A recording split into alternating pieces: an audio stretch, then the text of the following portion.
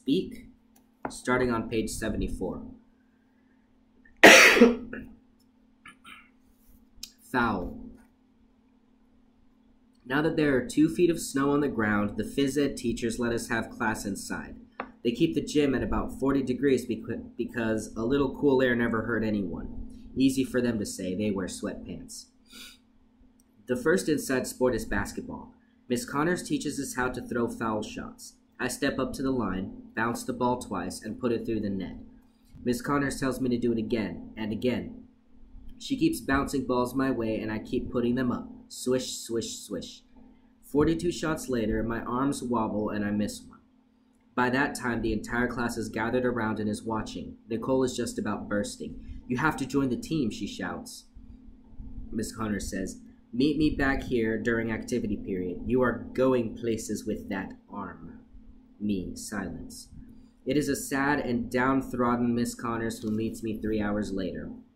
She holds my current grades by 2 fingers. D, C, B minus, D, C minus, C, A.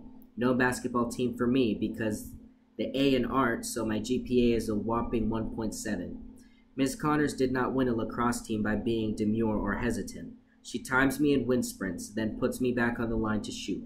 Miss Connors says, "Try an outside shot, bank it off the board. Have you thought about a tutor? Nice shot. It's those D's that are killing you. Try a layup that needs work. I could maybe do something about the social studies grade, but your English teacher is impossible. She hates sports. Do you have a hook shot?"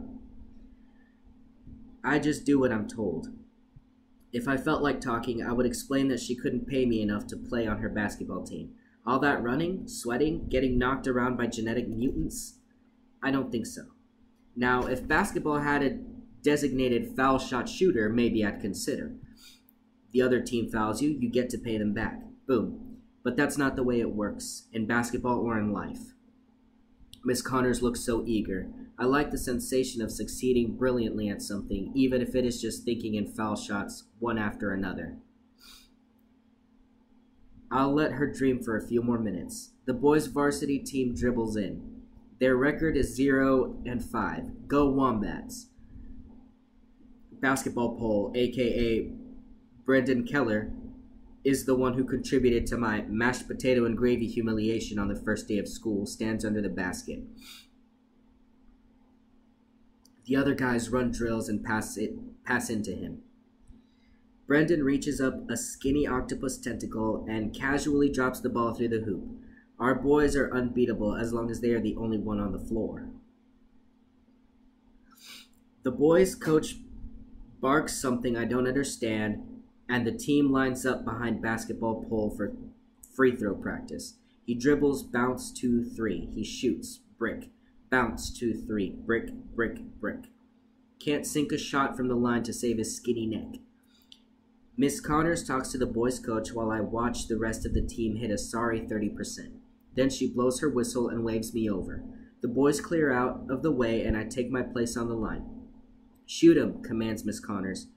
Trained seal me, bounce, bounce, up, swish, again and again and again until the guys stop bouncing and everyone is watching. Miss Connors and basketball coach talk serious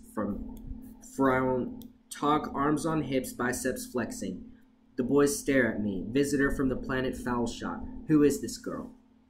Miss Connors punches Coach in the arm. Coach punches Miss Connors in the arm. They offer me a deal. If I volunteer to teach the basketball pole how to swish a foul shot, I will get an automatic A in gym. I shrug my shoulders and they grin. I couldn't say no. I couldn't say anything. I just won't show up.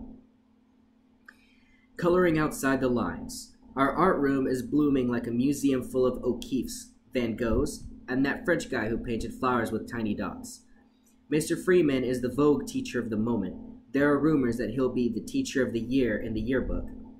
His room is cool central. He keeps the radio on.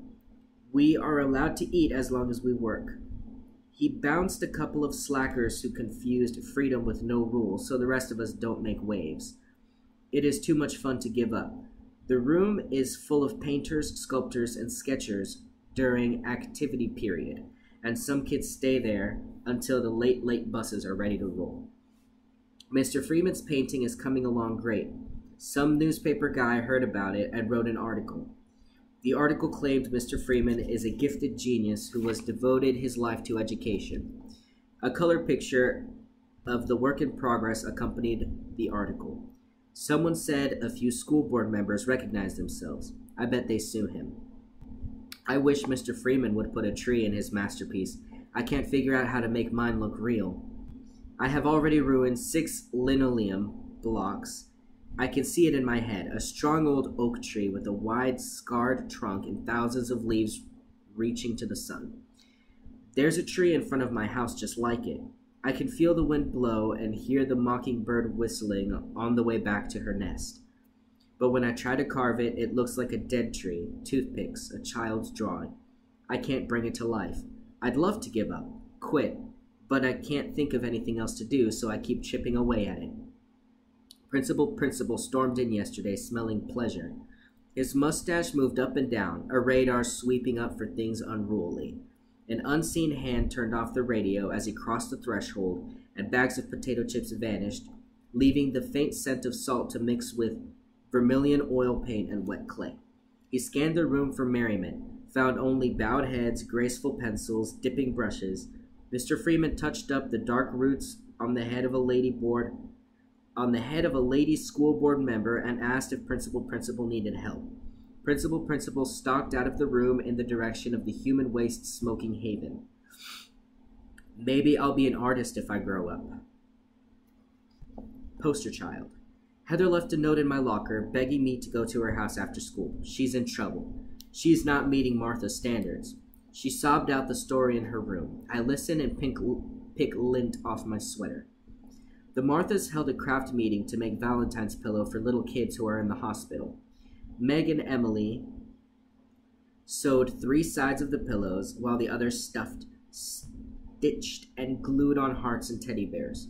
Heather was in charge of the hearts. She was all flustered because a few Marthas didn't like her outfit. They yelled at her for gluing hearts crooked. Then the top of her glue bottle came off and completely ruined a pillow.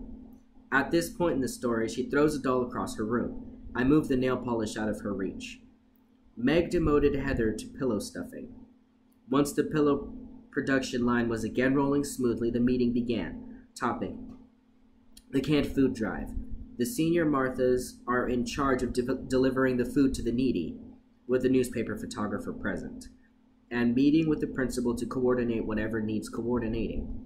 I zoned out. She talks about who's in charge of classroom captains and who's in charge of publicity, and I don't know what all. I don't come back to Earth until Heather says, "I knew you wouldn't mind, Mel." I say, "What?" Heather says, "I knew you wouldn't mind helping. I think Emily did it on purpose. She doesn't like me. I was going to ask you to help, then say I did it myself, but that would have been lying, and besides, they would have stuck me with all the poster work for the rest of the year. So I said I have a friend who's really artistic and community-oriented, and could she help with the posters?" I say, "Who?"